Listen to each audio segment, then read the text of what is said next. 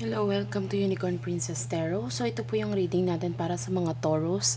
This is for January to February 2021 love reading. So hindi to magre-resonate sa lahat ha. So kunin mo lang yung magre-resonate sa'yo.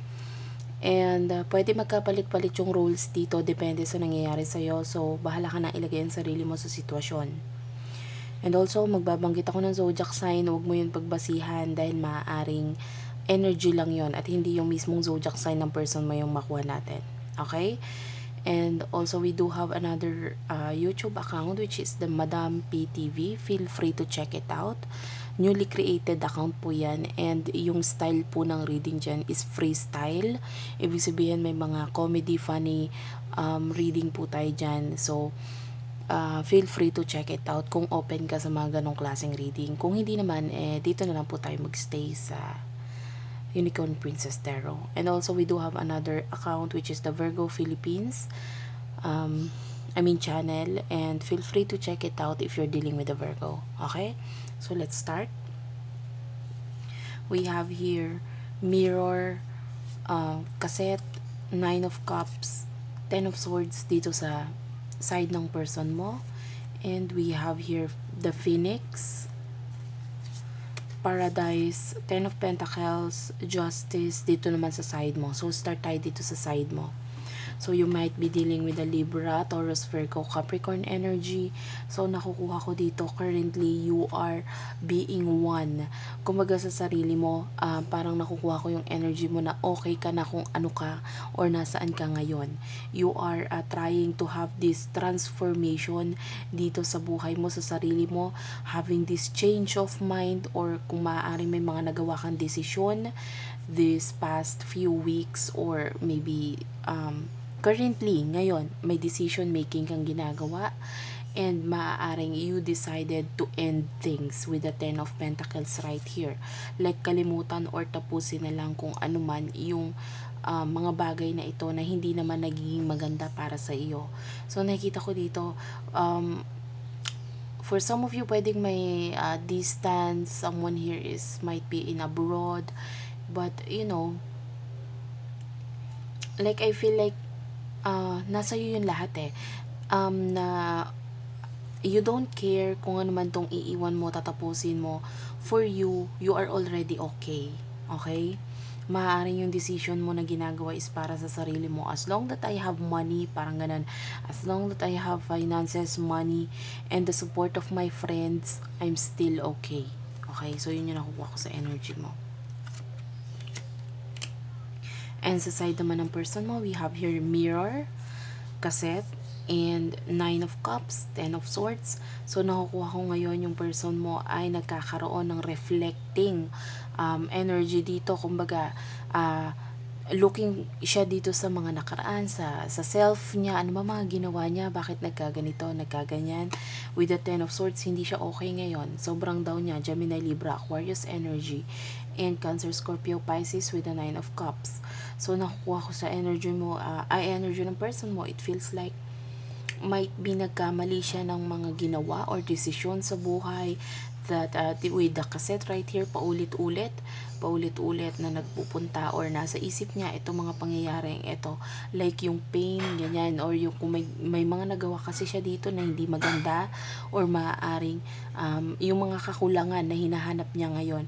And we have here Mirror, yan, parang especially at night, I feel like at night nagtumitingin siya sa salamin and looking back, hindi lang sa salamin, something reflective. So maaaring salamin, cellphone, I don't know, if glass, ganyan. Tumitingin siya doon and tinitingnan niya. Iniisip niya, ano ba yung mga nangyari? Ano ba yung mga ginawa niya? There's both ending on both sides sa inyong dalawa. So, possible that you're dealing with someone from the past na, there's breakup here. Pwedeng ganun yung nangyari sa inyo. And your person is like asking, kasi pwedeng may nagawa siya dito Possible na inilagay ka sa third party situation. Okay? Aries, Leo, Sag, Taurus, Virgo, Capricorn energy. And there's a breakup. There's something ended here. Pwedeng this is your pwedeng may marriage involved dito. Okay, so this might be, we have your official person, occupation, great fortune. Someone here is concentrated dito sa money. So, I'm feeling this is you na concentrated dito sa money mo, sa finances mo, sa goals mo, sa trabaho mo. And it feels like ito yung nagiging scapegoat mo para kalimutan yung mga bagay saglit. Okay? Like, halimbawa, you are thinking about this person and para hindi mo siya maalala is ifo-focus mo na lang yung sarili mo sa pagkagawa ng kung ano-ano. Hindi man work, maaaring something na lang na may kinalaman sa bahay, pwedeng ganon. Cleaning your house, or ayusin yung mga sira, pwedeng ganon. And yung person mo, you might be dealing, I'm seeing someone here who has this balat or peklat. So, you might be dealing with someone like that. Or kung hindi man, someone with a cold hands. I'm seeing someone here with a cold hands. Okay, anemic kind of thing. Okay, and the official person here is like, parang, I don't feel like, I feel like this person is medyo may, sabihin na nating, nakukuha ko yung maturity dito eh. You might be dealing with someone who is already matured. Okay? Or, might be a policeman, judge, attorney, lawyer, mga ganon. Pero, okay lang kahit hindi. We have here, 3 of Wands, 6 of Wands, Aries, Leo, Sag energy.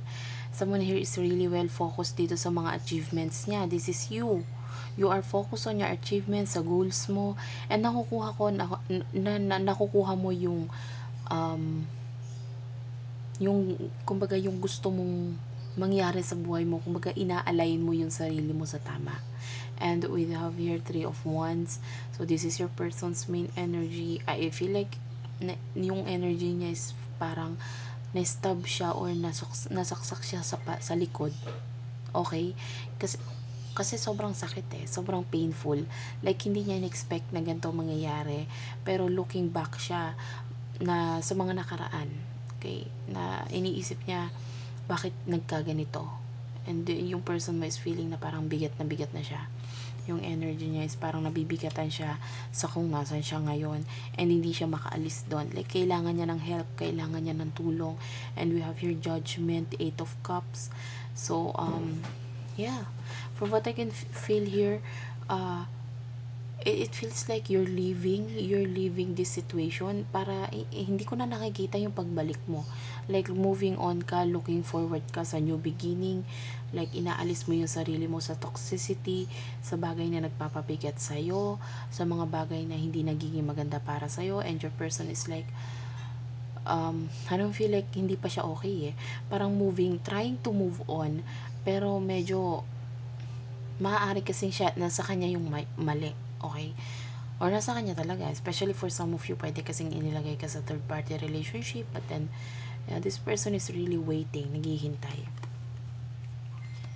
And we have here Queen of Wands, 6 of Cups. So, your person is trying to, kumbaga, I'm feeling like you're happy. There's a lot of happiness here. For some of you, you might be trying to move on by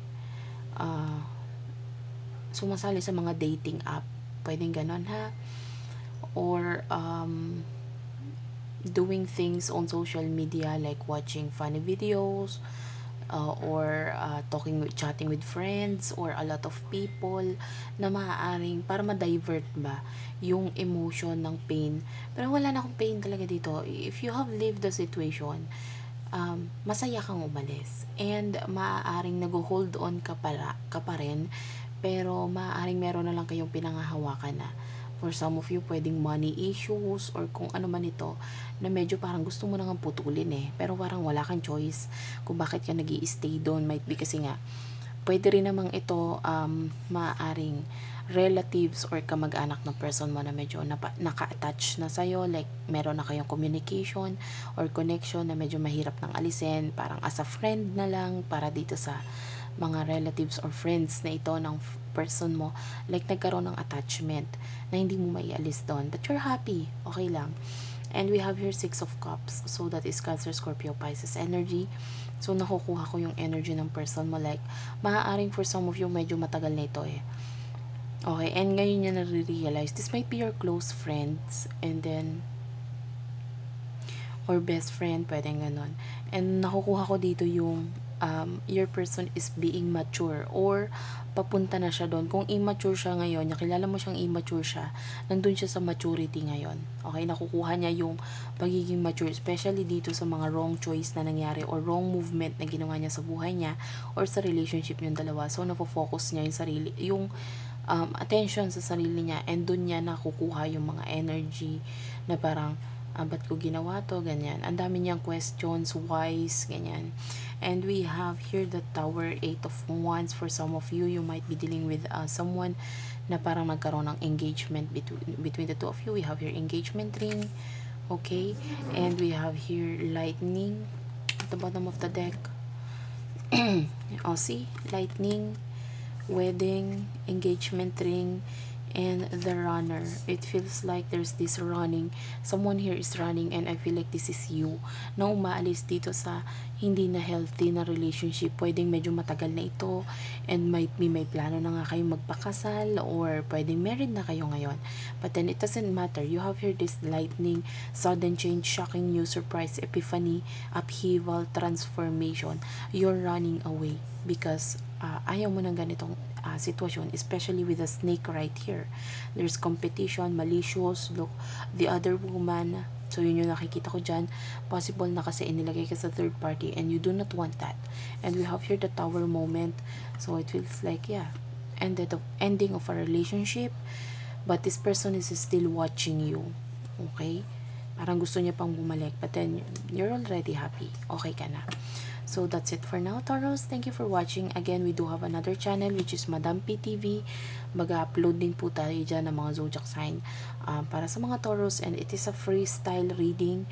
So, if you do not want that kind of reading, magstay na lang po tayo dito sa Unicorn Princess Tarot.